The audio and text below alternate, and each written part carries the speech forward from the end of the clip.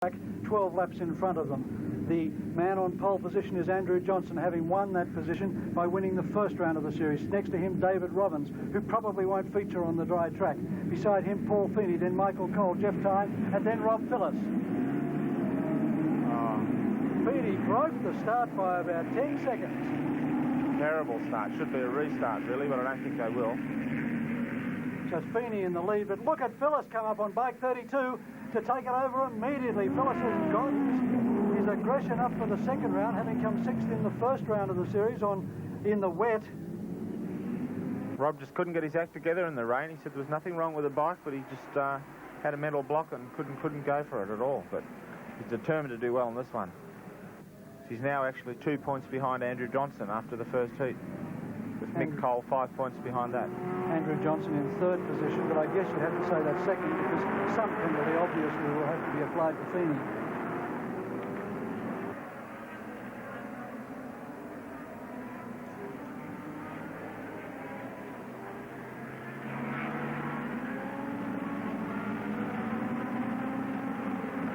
In fourth place is Manny Blanco, who, as you said earlier, Dennis, was really going to screw the bike up. He said he wanted to go for it, but when it rained, that really detuned him. But he's got another chance now, so he's got no sponsorship at all. Pretty well spends all his money on that bike, and he's determined to get a result. Phillis, the man who's dominated Superbike racing in Australia for the last 2 years. His motorcycle, Dennis, you say, is now up for sale. Yes, Mick Hayne was telling me yesterday that they are wanting to build a new one. So if anyone comes up with $6,500, which I think is an absolute bargain, they can buy this bike straight off the track. What sort of person would buy a bike like that for the track? You know, it would be nice to find a young bloke get onto it, for example. Who can well, a young guy used to save himself an awful lot of money, time, worry in building his own bike up, and he's got a proven product which holds lap records everywhere. Michael Cole now comes up into fourth position, overtaking Blanco, now starting to challenge Feeney on the Kawasaki. You're looking at least $12,000 to get a bike like that built.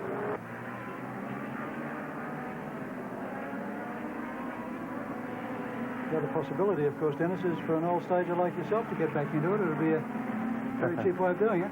Yes, probably the wrong brand, though.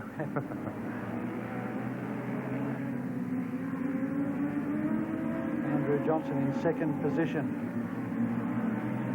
really setting out in pursuit of Rob Phillis.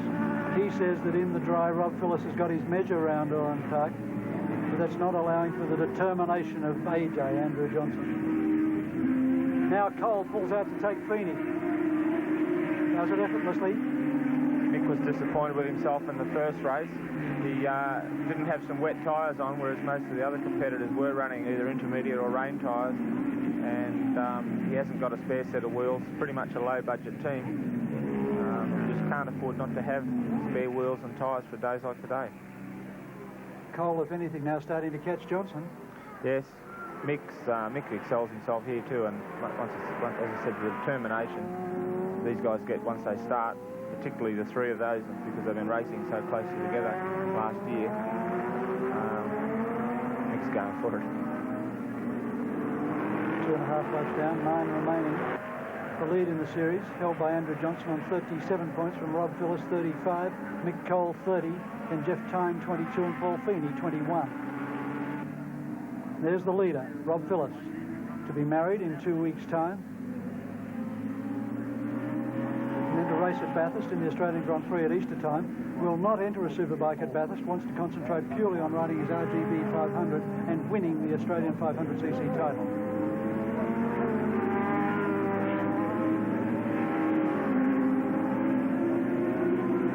Second place, Andrew Johnson looks over his shoulder and sees Michael Cole gathering him in down the straight all the time. That's Dave Robbins back there in 7th position. Don't expect much more out of the old Ducati on a dry track. That's the dice for second position, Andrew Johnson. And there's somebody down. Could it be? That's Jeff Tyne down on the Powerflow Kawasaki. The bike that Chris Oldfield's been riding the last couple of meetings. Peter Van Muir's built it very, very fast. Has not been beaten while Oldfield was riding it in a start here at Oran Park. Tyne was in 4th place in the series on 22 points. But there's 7 rounds remaining. Marriage actually very much in vogue at the moment. Both Mick and Robbie Mick's getting married next week, and Robbie's getting married the week after. So top 2 superbike riders in Australia both getting married in the next couple of weeks. Wonder if that means anything.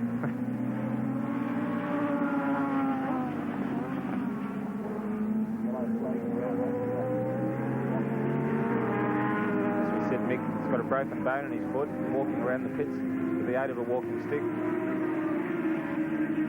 It doesn't worry him too much when he's on the bike, though. Too many other things in his mind.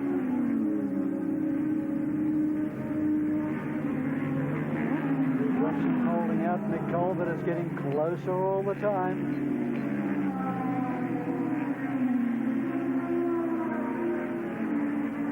AJ himself, the recipient of good news the other day. He's to become a father for the 2nd time.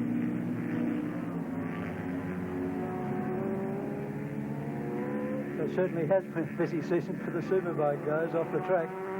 It's what happens actually when you take a break from racing. You know, all sorts of things overtake you.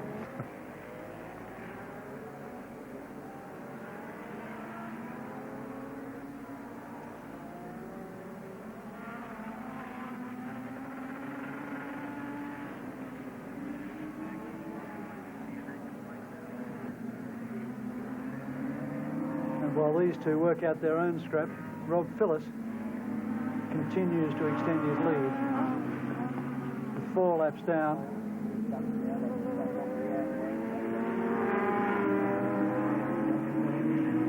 The ambulance about to move out onto the circuit. I'm not sure why at this stage.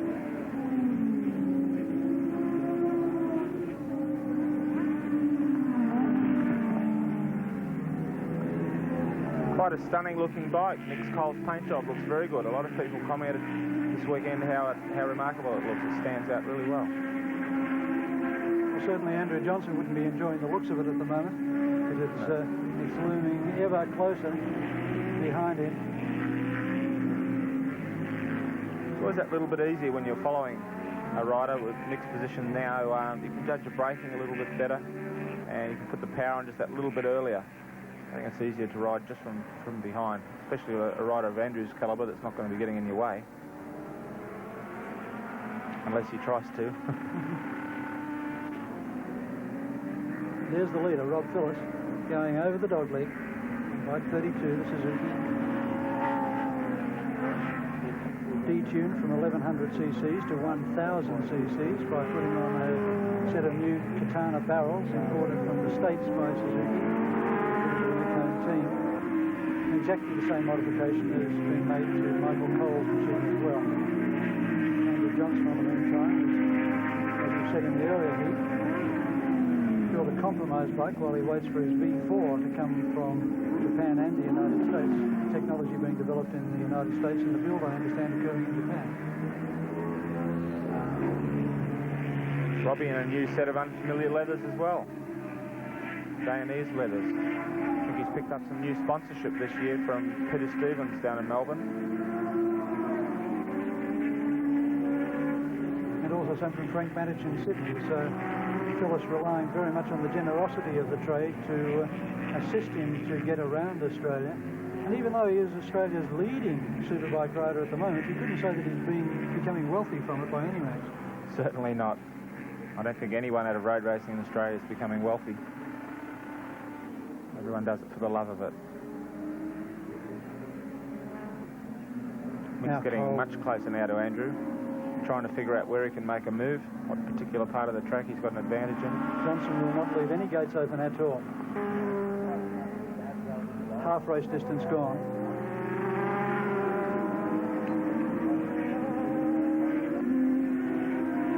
Now, down the straight out of the slipstream. Watch the braking duel.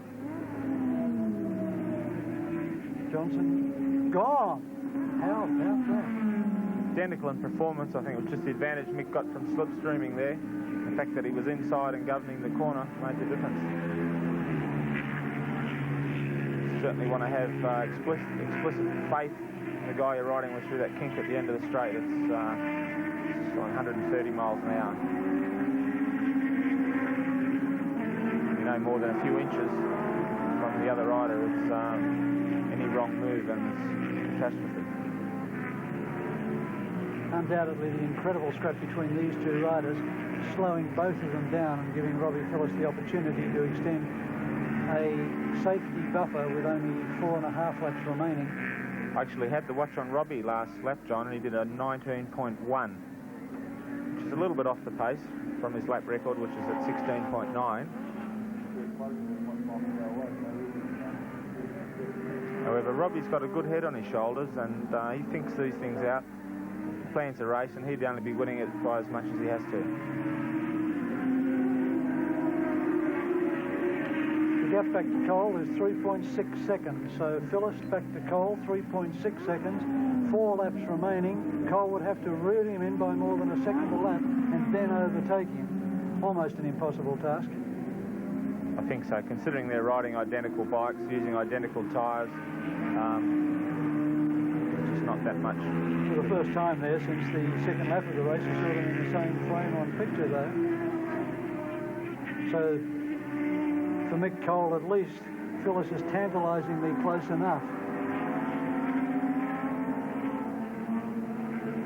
He flings the bike up over the Bridgeton Bridge.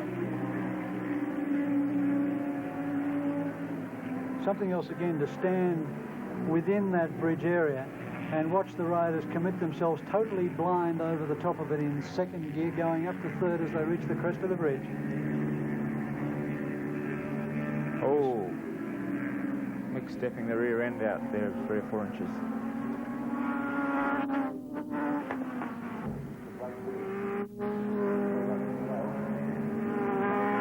His eyes piercing ahead on the track. Phillis goes past the start-finish line. Now Cole. It's down to 2.8 seconds. So he is reeling him back, but of course Robbie Phillis, as you say, is determined to win by the margin that is safe for him. He can afford to give away a little bit of time at this stage, with 3 laps remaining. But there's the distance, and you can see that now Michael Cole and Andrew Johnson are starting to gain on Rob Phillis. See, Robbie last weekend at Calder was in this situation.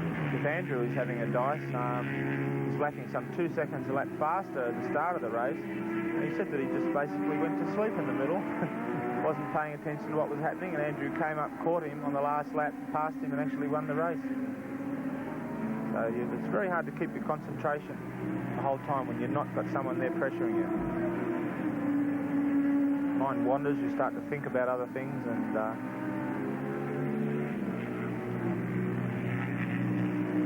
he's certainly not using any of the track by all means. No. He's really coasting it along.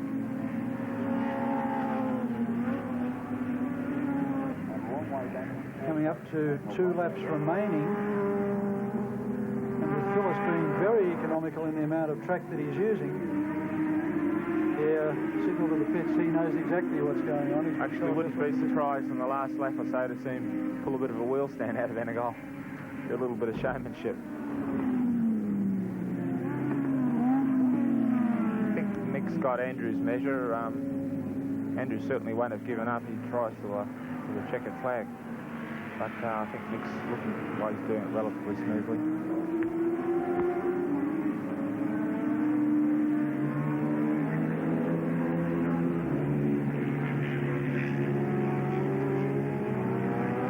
Shame we don't have a bigger depth of talent here in Australia on the Superbikes. It's pretty much between these 3 and Neville Hiscock last year. 4 riders pretty much dominated the Superbike racing. It looks like this year that these 3 are going to do it again.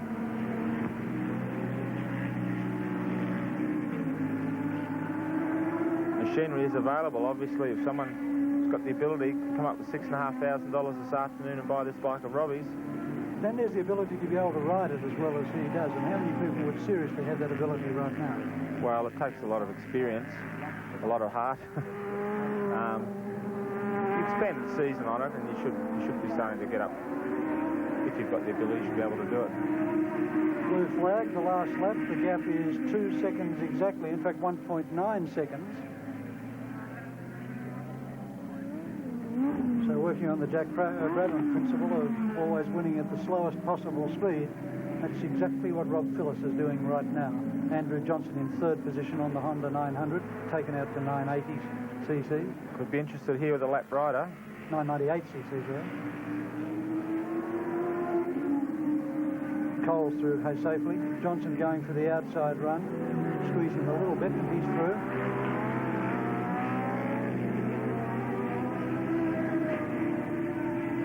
So Andrew Johnson has set out to achieve what he wanted to do today, and probably better than he'd expected, by winning the first round of the NGK Series.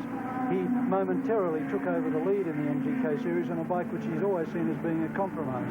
Now he drops back to second place behind Rob Phillis. The points, should the positions remain the same, as Michael Cole really starts to step out now, chasing Robbie Phillis. One corner remaining. If we'd have had another couple of laps, I think this could have got real interesting.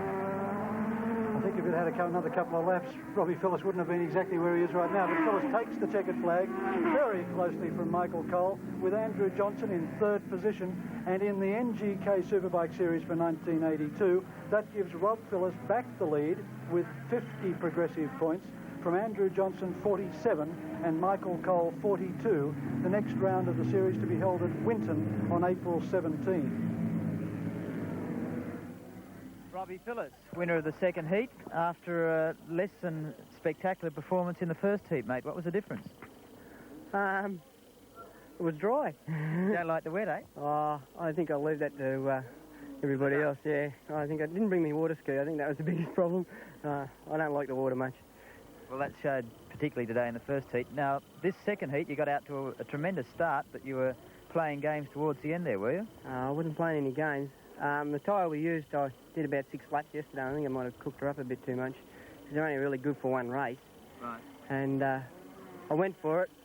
I kept looking back and I wasn't making any ground, and then Coley started to catch up, and I thought, oh, hell, here goes, Coley's going to catch me. So I tried everything and managed to make it to the line. I was waving to the fellas to find out how many laps I had left to go. I thought I wasn't going to make it. Well, Mick Hone was getting a bit short on the breath there too, mate, towards the end. But anyway, congratulations. Before you go, though, Bernie Summers is here from Revs magazine. He's going to present you with the trophy for the most popular bike rider of the year, my boy. Robbie, it doesn't look as if you can only win races on the track, but you win the popularity polls too. This is the second year Revs has ran this Rider of the Year contest, and this year you took out 16% of the vote, so you did it in fine style there too. So congratulations from all at Revs and from our rooters. We hope you manage to take it with you next year too. Thanks, Ben. I'd like to thank Bernie from Revs, and Revs in particular, for putting up the trophy. And everyone that voted for me. I don't know why they want to vote for me, but thanks anyhow. Thank you. We hope you've enjoyed your afternoon's motorsport. On behalf of Dennis Neal and Bob Vincent in Sydney, Will Hagan and Neil Compton in Melbourne, John Smales for ABC Sport.